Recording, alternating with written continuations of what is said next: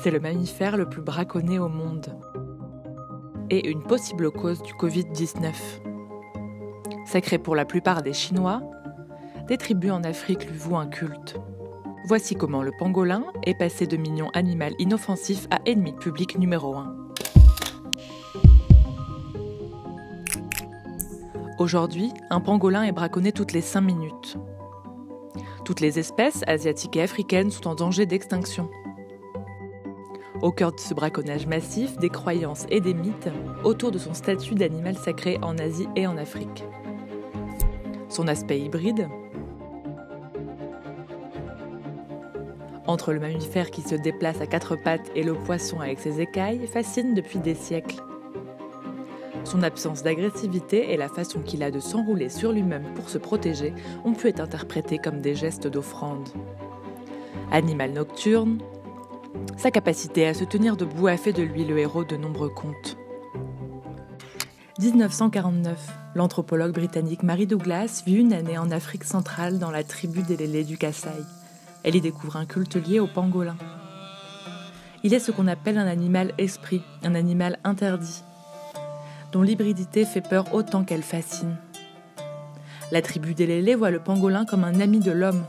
Comme les humains, ils ne mettent au monde qu'un enfant à la fois. Et semblent sensibles à la honte car ils baissent la tête dans leurs écailles. Pour les Lélés du Kasaï, manger du pangolin augmente la fécondité.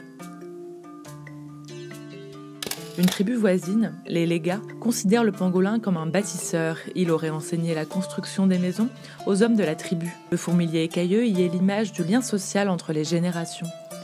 Mais la société évoluant, le culte du pangolin s'est peu à peu éteint. Aujourd'hui, il est encore parfois consommé, mais il est surtout chassé en masse pour être vendu en Asie. Ces écailles sont de l'or pour la plupart des Chinois. Les premiers écrits chinois sur le pangolin remontent à la fin du 5e siècle. Ils ont été consignés par Tao Rongqing, un taoïste qui rédigeait des traités médicaux.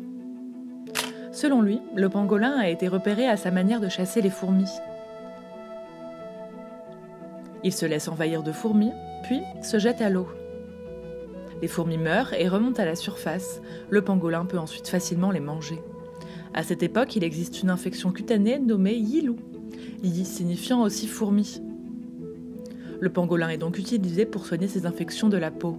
Ça montre bien que l'une des idées de l'utilisation de beaucoup de produits animaux ou végétaux est ce qu'on appelle la théorie des signatures. Les produits qui vont pouvoir être utilisés pour soigner des maladies sont signalés. Je donne un exemple. Une plante rouge va soigner le sang. Une plante jaune sera plutôt utilisée pour soigner des affections du foie. Le pangolin est inscrit dans la pharmacopée de la médecine traditionnelle chinoise. Ses écailles seraient anti-inflammatoires, un remède à l'infertilité et un vivifiant pour le sang. Son sang et son fœtus sont considérés comme aphrodisiaques.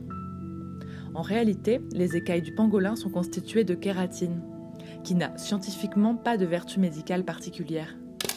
Une grande majorité de Chinois croient en la médecine traditionnelle, qu'ils complètent souvent à la médecine classique. Comme la chauve-souris, le pangolin est soupçonné d'être à l'origine du Covid-19. L'animal héberge des dizaines de virus. Mais il ne tombe pas malade et transmet le virus aux autres. Vendu sur les étals des marchés en Chine, les conditions de conservation n'y sont pas optimales. Sa chair est découpée et souvent importée d'Afrique dans des valises, conservées dans des sacs plastiques.